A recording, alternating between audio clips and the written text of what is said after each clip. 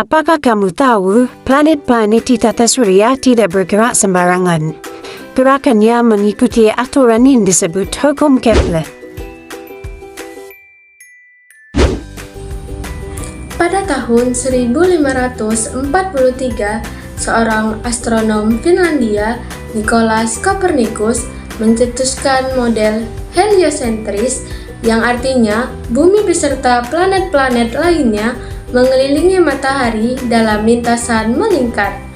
Pendapat ini lebih baik, tapi masih menggunakan lintasan melingkar. Pada tahun 1596, Kepler menerbitkan buku tentang astronomia yang berjudul The Mysteries of the Universe. Ia mengutarakan kekurangan teori Copernicus dan Ptolemeus, yaitu tidak adanya keselarasan antara lintasan orbit planet dengan data pengamatan Brahe. Akhirnya, Kepler mencari model baru untuk lintasan planet dan muncul 3 hukum Kepler. Kepler 1 menyawakan bahwa semua planet bergerak mengelilingi matahari dalam lintasan elips, dengan matahari berada di salah satu titik fokus elips tersebut.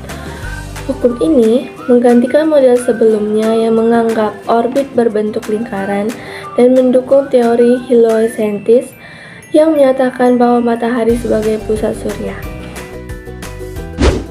Hukum kedua menyatakan jika kita menarik garis dari matahari ke planet, garis itu akan menyapu luas yang sama dalam waktu yang sama. Artinya, planet akan bergerak lebih cepat ketika berada dekat dengan matahari, dan planet akan bergerak lebih lambat ketika berada jauh dari matahari. Apakah kamu tahu bahwa setiap planet memiliki hubungan khusus antara jarak orbitnya dan juga waktu revolusinya?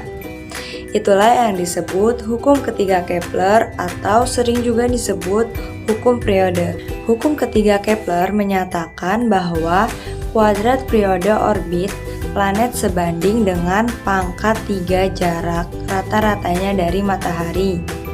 Semakin jauh planet, semakin lama periode orbitnya. Contohnya adalah bumi memiliki waktu 1 tahun untuk mengelilingi matahari, sementara Jupiter yang jaraknya sangat jauh membutuhkan waktu 12 tahun untuk berevolusi. Hukum Kepler ketiga bukan hanya menjelaskan tentang ketatasuryan saja, tapi juga menjadi perhitungan orbit satelit, perjalanan antariksa, bahkan eksplorasi planet. Kesimpulan dari hukum Kepler itu ada 3. Pertama, planet-planet mengelilingi matahari dengan lintasan elips, bukan lingkaran sempurna, dan matahari ada di salah satu fokusnya. Kedua, gerak planet itu nggak selalu sama. Dia lebih cepat kalau dekat matahari dan lebih lambat kalau jauh. Ketiga, semakin jauh jarak planet dari matahari, maka semakin lama waktu yang dibutuhkan untuk mengelilinginya.